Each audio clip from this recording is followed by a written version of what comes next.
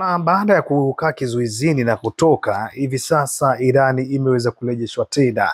Sasa Umoja wa Ulaya umethibitisha leo kuwa umerejesha vikwazo dhidi ya Iran kufuatia hatua kama hiyo iliyochukuliwa na Umoja wa Mataifa. Katika taarifa, uraisi wa umoja huo umesema kuwa umechukua hatua hiyo kwa kujibu hatua ya Iran ya kutozingatia makubaliano ya nyuklia. Hata hivyo, umesema milango ya mazungumzo ya kidiplomasia bado iko wazi kwa taifa hilo na kuweza kujiondoa kwenye giza ambalo limeweza kuingizwa pamoja na Umoja wa Mataifa.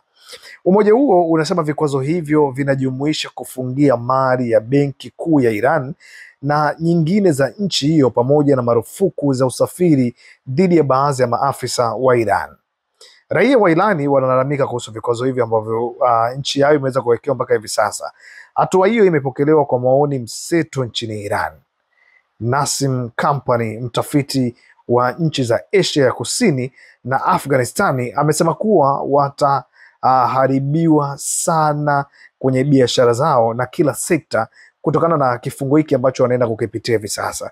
Akaongezea kuwa vikwazo hivyo vitachangia kuzuka kwa matatizo mengine makubwa ya kijamii.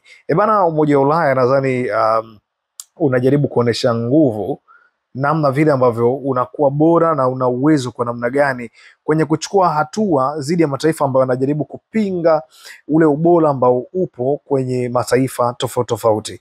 Kufungia kwa umoja Iran inaonyesha kuwa ni pigo kubwa zaidi kwa wafanyabiashara, hususan kwa sababu itawanyima wao fursa mbalimbali kutokana na vikwazo hivi ambavyo wamewekewa viongozi wao na maafisa wengi ambao wangekuwa na nafasi kubwa ya labda kunegotiate biashara na mataifa haya ya Umoja wa Ulaya, lakini kwa sababu Irani ilikuwa imewekwa vikwazo kwenye matumizi ya nyuklia, nayo haikuweza kujirudisha nyuma, bali iliweza kuonesha ubabe mpaka ilifanya Umoja wa Ulaya kuweza kuingia mbele na kuweza kuchukua maamuzi ambayo yatawaumiza watu wengi zaidi. Ijapokuwa yenyewe Irani ilikanusha kwamba haina mpango wa nyuklia tena, lakini hivi sasa Umoja wa Ulaya umeamua kuchukua maamuzi na kuipiga stopu.